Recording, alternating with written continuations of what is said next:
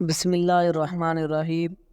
جیسے جیسے عید کے دن نزدیک آتے ہیں، مردے کیوں روتے ہیں اور یہ دعا کرتے ہیں کہ کاش کبھی عید نہ آئے۔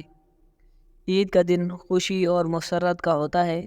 بسا اوقات خوشی میں مصروف ہو کر آخرت سے غفلت ہو جاتی ہے اور زیارت قبور سے آخرت یاد آتی ہے۔ اس لیے اگر کوئی شخص عید کے دن قبر کی زیارت کرے تو مناسب ہے، کچھ مذائقہ نہیں، لیکن اس کو لازم اور ضروری سمجھنا، خواہ یہ التزام عملاً ہی صحیح، جس سے دوسروں کو یہ بلا شبہ ہو کہ یہ چیز لازمی اور ضروری ہے، درست نہیں۔ نیز اگر کوئی شخص اس دن زیارت قبور نہ کرے تو اس پر تان کرنا یا اس کو حقیر سمجھنا درست نہیں۔ اس حوالے سے احتیاط لازم ہے۔ عید کا دن نشاط و سرور، فرحت و خوشی کا دن ہے جو سال میں 2 مرتبہ حاصل ہوتا ہے۔ پہلی خوشی اس کی یہ کہ رمضان شریف کا مہینہ مبارک آیا، اس میں خدا تعالیٰ کی رحمت اور نعمتوں کی بارش ہوئی۔ تم نے جی لگا کر مہینہ بھر صبح شام تک اپنے آپ کو بھوکے پیاسے رکھا اور رات کو یاد الہی میں بسر کیا۔ اس خوشی میں رمضان المبارک کے ختم ہونے ہی یکم شوال کا دن تمہارے لیے فرحت و خوشی کا دن مقرر کر دیا گیا اور اس دن کو عید الفطر کہتے ہیں۔ حدیث شریف میں آیا ہے کہ جب عید الفطر کا دن آتا ہے، فرشتے راستوں پر کھڑے ہو جاتے ہیں اور آواز لگاتے ہیں، اے مسلمین کی جماعت، اپنے رب کریم کی طرف چلو، وہ تمہیں اپنے اچھے کام کی توفیق دیتا ہے، پھر اس پر ثواب عظیم عطا فرماتا ہے۔ تمہیں رمضان المبارک کی راتوں میں نماز پڑھنے کا حکم دیا اور تم نے نماز پڑھی، تمہیں دن میں روزے رکھنے کا حکم دیا، تم نے روزہ رکھا، تم نے اپنے رب کے حکم کی اطاعت کی، اب اس کا انعام حاصل کرو۔ جب نماز عید ختم ہو جاتی ہے تو فرشتے آواز لگاتے ہیں، خوش ہو جاؤ، تمہارے پروردگار عالم نے تمہاری مغفرت فرما دی، اب تم خوشی خوشی اپنے گھر کو لوٹ جاؤ۔ اس لیے اس دن کو انعام و اکرام کا دن کہتے ہیں۔ نبی کریم صلی اللہ علیہ وسلم مکہ مکرمہ سے ہجرت کر کے مدینہ منورہ پہنچے تو اہل مدینہ سال میں 2 میلے کرتے تھے۔ جب حضور اقدس صلی اللہ علیہ وسلم نے دریافت کیا یہ کیا ہے، انہوں نے عرض کی، یا رسول اللہ، زمانہ جاہلیت میں ہم ان ایام میں خوشی مناتے تھے۔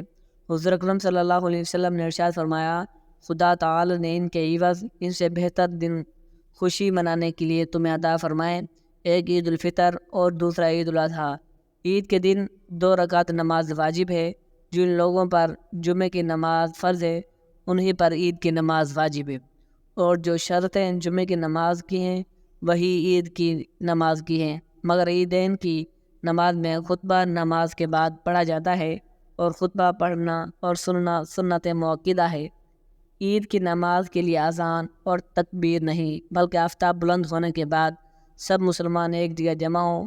جب سب جمع ہو جائیں تو امام کو 2 رکعت نماز پڑھائے اور ہر ایک رکعت میں 3 زائد تکبیریں کہی جائیں، اور ان زائد تکبیروں کا کہنا امام اور مقتدی دونوں پر واجب ہے۔ اس کے بعد امام ممبر پر کھڑے ہو کر خطبہ پڑھے۔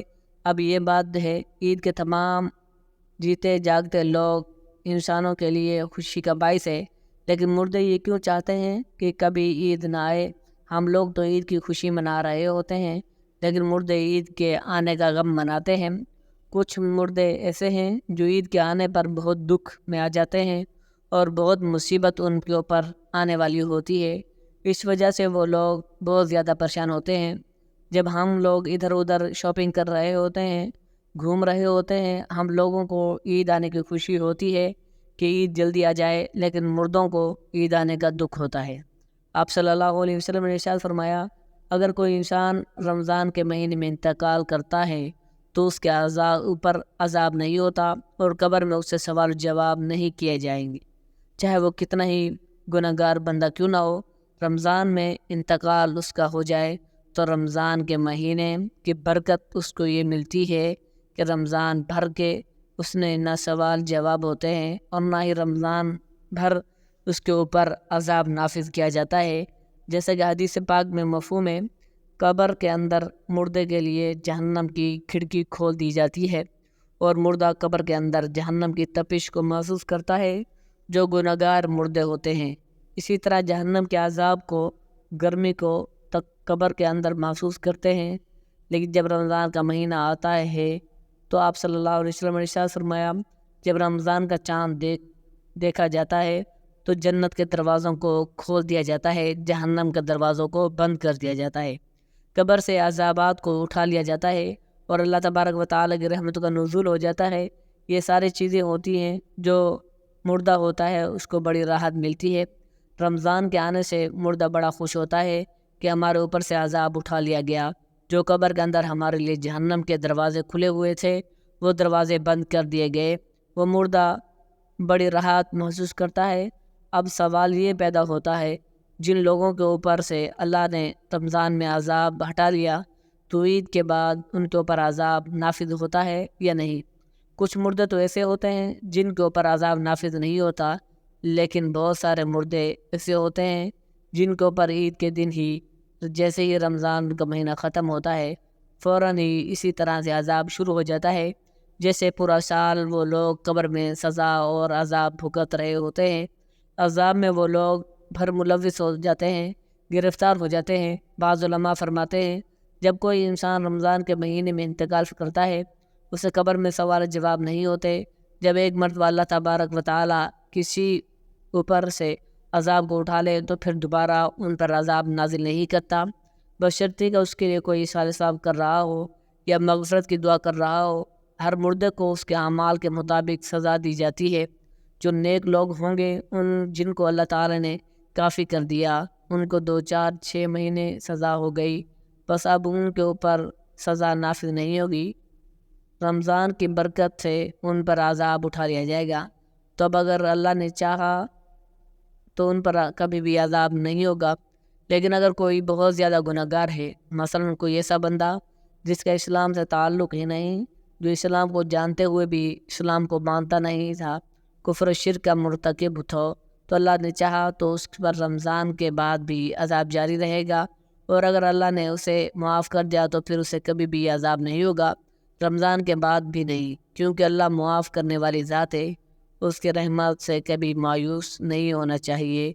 ناظرین، جب رمضان شریف کا مہینہ ختم ہوتا ہے تو رمضان کی برکتیں بھی ختم ہو جاتی ہے، شیطان کو قید سے رہا کر دیا جاتا ہے، مردوں پر سے رحم کا معاملہ ختم ہو جاتا ہے، جہنم کے دروازے جو بند تھے رمضان میں وہ رمضان کے جانے سے کھل جاتے، جنت کے دروازوں کو اللہ تبارک و تعالیٰ بند فرما دیتا ہے۔ ان سب باتوں کا مردوں کو علم ہوتا ہے کہ کب رمضان شروع ہو رہا ہے اور کب ختم۔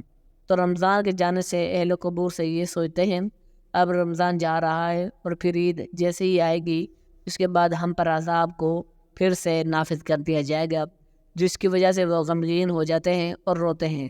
رمضان بھر تو مرحومین کی عید ہوتی ہے، ان پر کوئی عذاب نہیں ہوتا۔ ہم لوگ رمضان کے آخری عشرے میں جب اپنی مغفرت کی دعا اللہ رب العزت سے کرتے ہیں تو پھر ہمیں اپنے مرحومین کے لیے بھی زیادہ سے زیادہ ثواب کرنا چاہیے، اور صرف اپنے ہی مرحومین کے لیے نہیں بلکہ تمام مؤمنین مؤمنات مسلمین مسلمات من جملہ کہا کریں جو بھی مسلمان اس دنیا سے رخصت ہو چکے ہیں، اللہ تبارک و تعالیٰ ان تمام لوگوں کی مغفرت فرمائے اور اللہ تعالیٰ ان کو جنت الفردوس میں اعلیٰ سے اعلیٰ مقام عطا فرمائے، آمین۔ ناظرین، کمنٹ سیکشن میں اللہ تعالیٰ کے 99 ناموں میں سے کوئی ایک نام ضرور ٹائپ کر دیں اور ہمارے چینل کو سبسکرائب کر دیں۔ جزاکم اللہ خیرہ۔